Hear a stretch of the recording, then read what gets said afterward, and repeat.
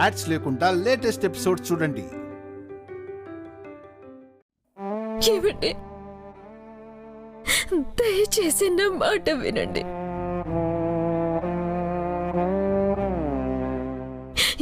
ఇంకా నా దగ్గర ఏ ఆధారం లేదు. నేను తప్ప ఇంకా నా దగ్గర ఏ ఆధారం లేదు. నేనే వైద్యహీనని తెలిసిన రోజున నేను లేనని మీరెప్పుడు బాధపడకూడదు. వెళ్తున్నానండి, జాగ్రత్త.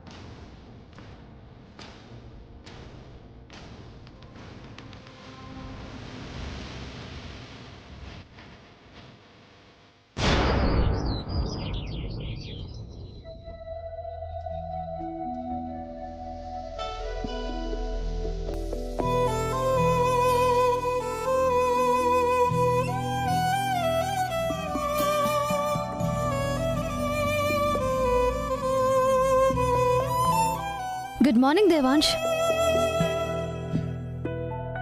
హలో బాబు, నిన్నే. Good morning.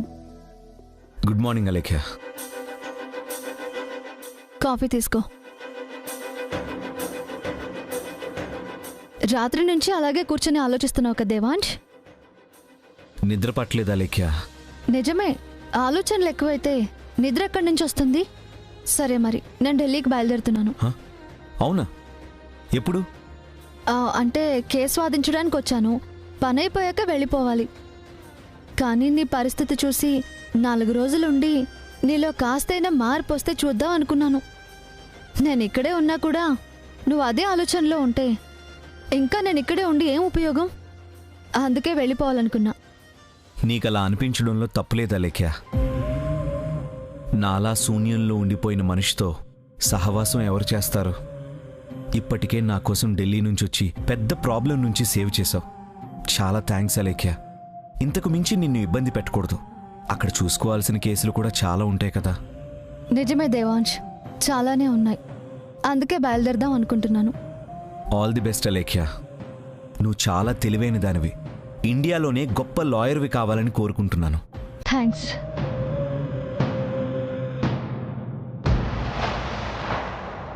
అలేఖ్య,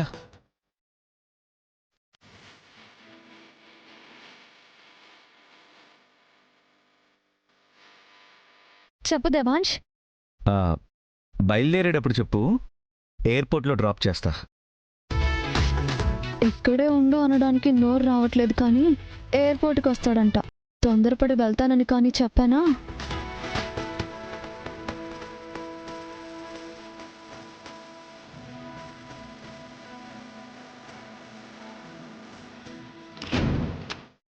ఏమంటున్నాడు? ఢిల్లీకి వెళ్ళిపోతానంటే ఎయిర్పోర్ట్లో డ్రాప్ చేస్తానంటున్నాడు. అయినా నువ్వు వెళ్ళిపోవడం ఏంటి? వెళ్తానంటే వాడు వెళ్ళమండం ఏంటి? దేవాంశ్ అంతే బామ్మగారు. ఉంటానంటే ఉండమంటాడు, వెళ్తానంటే వెళ్ళమంటాడు. అంతా మనిష్టమే. కానీ తనిష్టం మనం కావడం మాత్రం కష్టం. వాడి విషయం పక్కన పెట్టు. నువ్వు నిజంగా వెళ్ళిపోవాలనుకుంటున్నావా? నీకో విషయం చెప్పనా? నా మనవరాలు పోయాక ఇంట్లో అంతా నిశ్శబ్దమే. మళ్ళీ నువ్వు వచ్చాకనే సందడి మొదలైంది. ఒక్క మాటలో చెప్పాలంటే వైదేహి లేని లోటు తీరింది. కానీ అది మాకు మాత్రమే. వాడికి కూడా వైదేహి లేని లోటు తీరుతుందన్న ఆశ. నేను అందుకోసమే ఉన్నా. దేవాంశ్ కాకపోయినా ఇంట్లో ఏ ఒక్కరు ఆగిపోమ్మన్నా ఆగిపోదామని చూస్తున్నా. కాబట్టి నువ్వు వెళ్ళకూడదమ్మా. ఏంటత్తయ్యా? అలేఖ్య చూడు, వెళ్ళిపోతానంటుంది. వెళ్ళిపోతావా? అదేంటమ్మా, 4 రోజులుండి వెళ్తావనుకుంటే. 4 రోజులు కాకపోతే ఏకంగా ఇక్కడే ఉండిపోతుంది. ఏ ఢిల్లీలోనే కోర్టులు కేసులు ఉన్నాయా? ఇక్కడ లేవా? అవునమ్మా, అంత దూరం ఎందుకు వెళ్ళావు? ఆ ప్రాక్టీస్ ఏదో ఇక్కడే చేసుకోవచ్చు కదా. అప్పుడిక్కడ లైఫ్ లేదనిపించింది అంకుల్. అదే కెరీర్ లేదనిపించింది. ఇప్పుడిక్కడ బాగుందనిపిస్తోంది. కానీ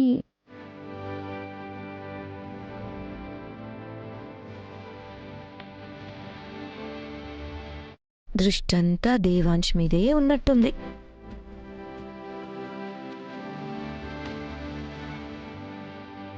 అటు చూస్తున్నావేంటమ్మా? వాడు వెళ్ళిపోమన్నాడనా? ఏం మనవడా, అలేఖ్యను వెళ్ళిపోమన్నావంట?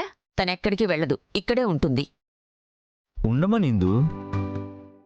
నేనేమన్నా కాదన్నానా? వెళ్తానంటే వెళ్ళమన్నాను అంతే.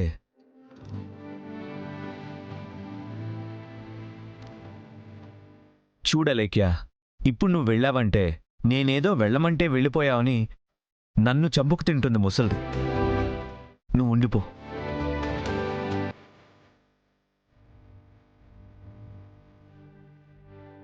ఉంటుందంట. ఆ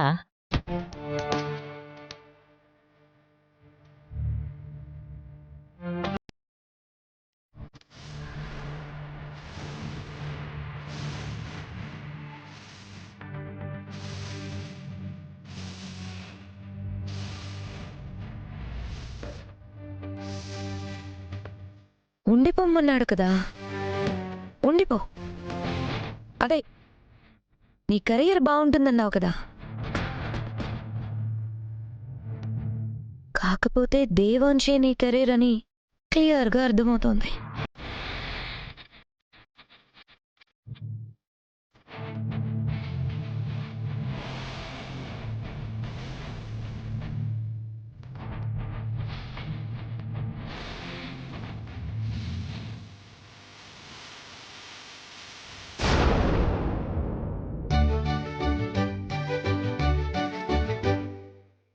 కీస్.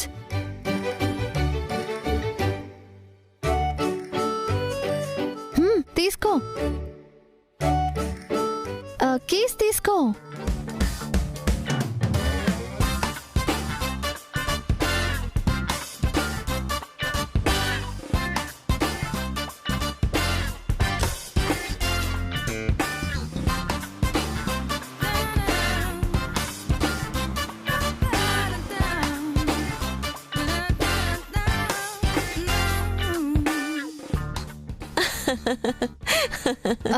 బామ్మగారు, నాకు కావలసింది ఇదేనమ్మా. వాడి అవసరాన్ని నువ్వు తెలుసుకోవటం, నువ్వు చెప్పేది వాడు వినడం.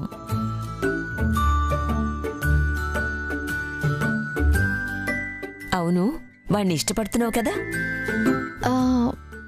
ఇష్టం అంటే చిన్నప్పటి నుంచి తనంటే ఇష్టం. ఆ ఇష్టం కాదు, నాకిష్టం ఉంటే సరిపోతుందా? దేవాంష్కి కూడా ఇష్టం ఉండాలి కదా.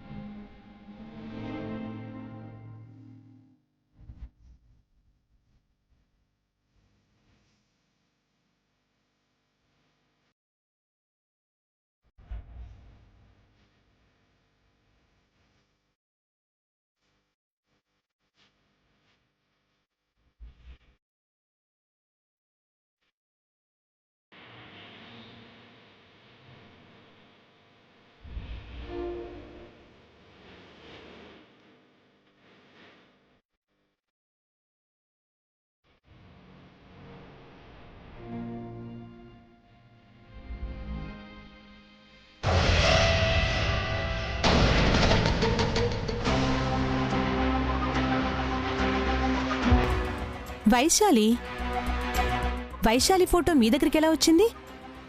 వైశాలి మీకు తెలుసా? ఇప్పుడు వైశాలి ఎక్కడుంది?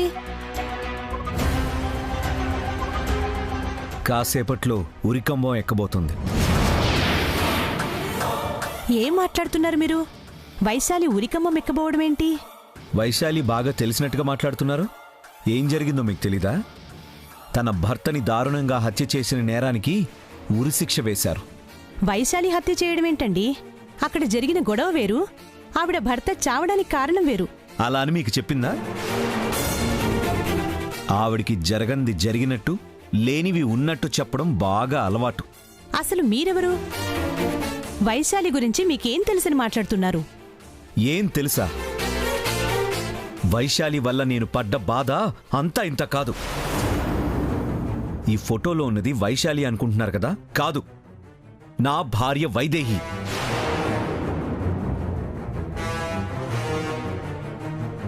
నా భార్య వైదేహి ఈ మధ్యనే చనిపోయింది. కానీ అచ్చం తనలాగే ఉండే ఈ వైశాలి దాన్ని అవకాశంగా తీసుకుని నేనే వైదేహిని అంటూ, నేనే నీ భార్యని అంటూ మా ఇంటికి రావడానికి ప్రయత్నించింది. నేను నమ్మనండి. వైశాలి అలాంటిది కాదు. అరే, తన భర్త జీవితంలోనే తను చోటు సంపాదించుకోవడానికే పోరాడలేకపోయింది. మీ జీవితంలో చోటు కోసం పోరాడుతుందా? అసలు ఆ ఆలోచన కూడా తనకి రాదు. అంటే నేను అబద్ధం చెప్తున్నానా? మా కేసు కోర్టు వరకు వెళ్ళి తను వైదేహి కాదు వైశాలి అని ప్రూవ్ అయ్యి తన భర్తని హత్య చేసిన నేరానికి ఉరిశిక్ష పడింది. అంటే తను మీ భార్య అని ప్రూవ్ అయ్యుంటే ఉరిశిక్ష తప్పుండేది కదండీ? తప్పుండేది, కానీ తను నా భార్య కాదు కదా. పైగా ఒక హంతకురాలు. అది కూడా భర్త కోసం ప్రాణాలిచ్చే భార్యలున్న ఈ రోజుల్లో భర్త ప్రాణాలే తీసేసిందంటే అలాంటి వాళ్లకి ఉరిశిక్ష కూడా తక్కువే.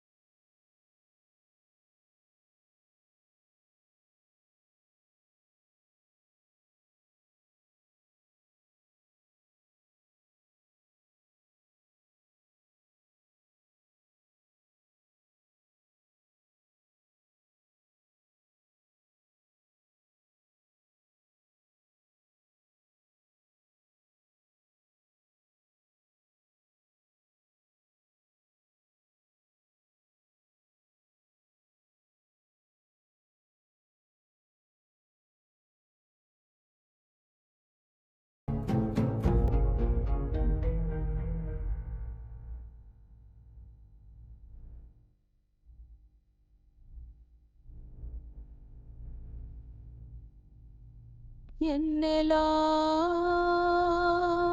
ఎన్నె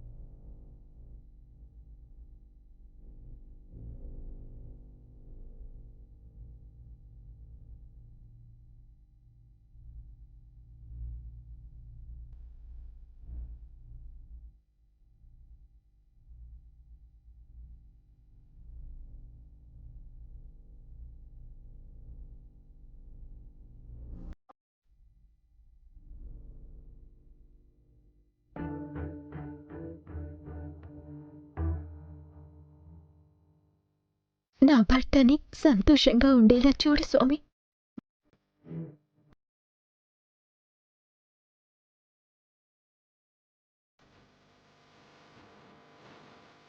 ఆపండి.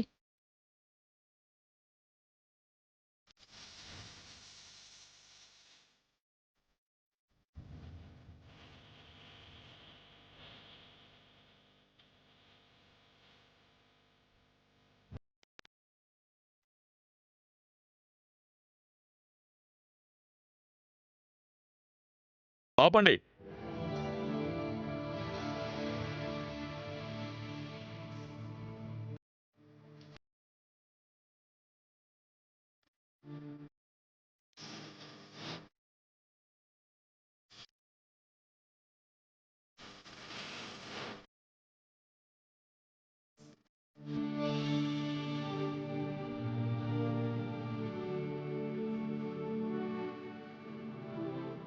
నీకు ఉరిశిక్ష రద్దు చేయబడుతుందమ్మా.